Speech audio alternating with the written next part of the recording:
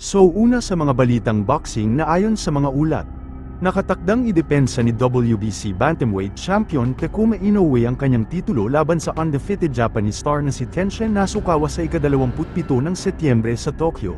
Ito ang inaabangang pagkakataon ni Tenshin na masungkit ang kanyang unang world title sa professional boxing sa rematch na ito.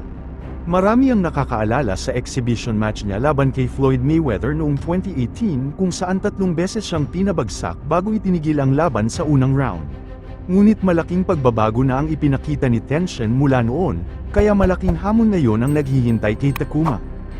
Samantala, isang matinding pagsubok naman ang naghihintay kay Tomonori Kameda matapos siyang itapat sa isang mapanganib na kalaban na minsang nagpahirap at muntik nang makapagpabagsak kay world champ Nakatani.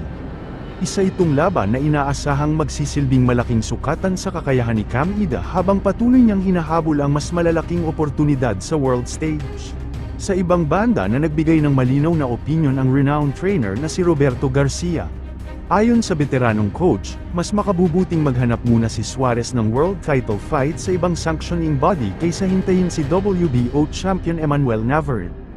Ipinaliwanag ni Garcia na dahil sa boxing politics at sa tingin ng marami na high risk, low reward si Suarez, hindi ito ang prioridad ni Navarrete. Sa ngayon, mas nakatuon umano ang Mexican champion sa posibilidad ng isang unification bout laban sa iba pang world champions.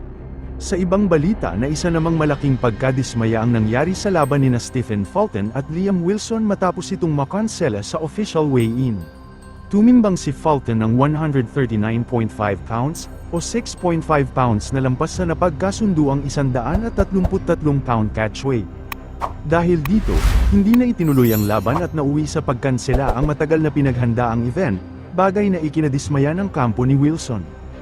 Sa huling balita na patuloy namang umaani ng pagkilala si dating world champion Quadro alas matapos ang kanyang impresibong panalo laban kay Luis Neri. Kinilala siya ng Games and Amusements Board bilang Boxer of the Month. Isa itong patunay na muling bumabalik si Casimero sa hanay ng mga pangunahing pangalan sa world boxing. At lalo pang nagpapalakas sa usap-usapang maaari siyang muling lumaban para sa world title sa mga susunod na buwan.